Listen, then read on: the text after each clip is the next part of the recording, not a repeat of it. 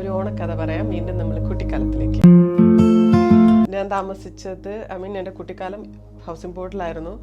അവിടെ നമ്മൾ കുറേ പ്ലോട്ടുകളുണ്ട്. അപ്പോൾ കുറേ മെമ്പേഴ്സുള്ള ഒരു വലിയൊരു പ്ലോട്ടാണ് അത് ഹൗസിംഗ് ബോർഡ്.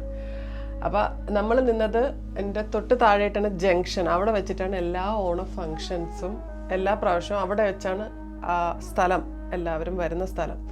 അപ്പം അന്നത്തെ അവിടുത്തെ സീനിയർ ആയിട്ടുള്ള ചേട്ടന്മാർ അവരാണ് ഇത് ഏറ്റെടുത്ത് നടത്തിക്കൊണ്ടിരുന്നത്. അപ്പോൾ ഇതിന് അസോസിയേഷൻ ഉണ്ട്, അവർ പിരിവൊക്കെ എടുത്തിട്ട് അങ്ങനെയൊക്കെയാണ് ഇതിൻ്റെ ഒരു ഭാഗമാവുന്നത് അവർ. എന്നിട്ട് ഇവർ തലേ ദിവസം തന്നെ, ഇപ്പോൾ ഓണം നാളെ ആണെങ്കിൽ ഇതിൻ്റെ തലേ ദിവസം തന്നെ വന്നിട്ട് ബോക്സൊക്കെ വെച്ച് അതൊരു വേറെ വൈബാണ്, വെച്ച് പാട്ടൊക്കെ ഇട്ട്.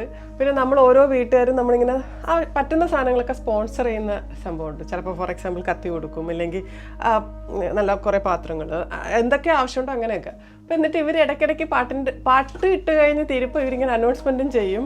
പ്ലോട്ട് നമ്പർ 12 വിജയകുമാരി വഹുക, കത്തി തന്ന് സഹായിച്ചതിന് നന്ദി എന്നൊക്കെ പറഞ്ഞ് ഭയങ്കര രസമാണ് നമുക്കത് കേട്ടോണ്ടിരിക്കും. അപ്പോൾ നമുക്ക് തൊട്ടടുത്ത് തന്നെ ഇത് കേൾക്കാൻ പറ്റും. നമ്മളെ തൊട്ട് താഴെയാണ് ഇത് നടന്നുകൊണ്ടിരുന്നത്.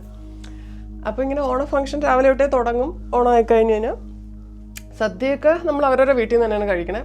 പരിപാടി എന്ന് പറയുന്നത് ഉച്ച കഴിയുമ്പോഴത്തേക്ക് വടംവലി അങ്ങനത്തെ കാര്യങ്ങളൊക്കെ ഉണ്ടാവും. അത് കഴിഞ്ഞിട്ട് ഞാനിതിപ്പോൾ എൻ്റെ ഒരു ഓണത്തിൽ നടന്ന ഒരു ഗെയിം ഷോ, അതിനെ പറ്റിയിട്ടാണ് എനിക്ക് ഓർമ്മയുള്ളത്. അതാണ് ഞാൻ പറയാൻ പോകുന്നത്. അപ്പോൾ അന്നത്തേൽ മെയിനായിട്ടുള്ള ഗെയിമിൽ ഒന്ന് സ്പൂൺ ആൻഡ് ലെമൺ ഉണ്ട്. പിന്നെ നമ്മളുടെ ഈ ചെയർ വെച്ചിട്ട് കറങ്ങുന്ന അതിനെന്താ കസേര കളിയുണ്ട്. അപ്പോൾ കുറേ പേരുണ്ട് അവിടത്തെ. കുറേ എന്ന് വെച്ച് കഴിഞ്ഞാൽ എനിക്ക് എൻ്റെ ഓർമ്മയിലാണെങ്കിൽ ഒരു 10-30 പേരെങ്കിലും അതിൽ കളിച്ച് കാണും. അത്രയും ചെയർ ഇട്ടിട്ട് റൊട്ടേറ്റ് ചെയ്ത് കളിപ്പിച്ചു. അപ്പോൾ അത്രയും പബ്ലിക്കിൻ്റെ ഇടയിൽ ഞാനും കയറി കളിക്കാൻ നിന്നപ്പം എൻ്റെ ലക്ഷ്യം ജയിക്കുക എന്നുള്ളത് മാത്രമായിരുന്നു.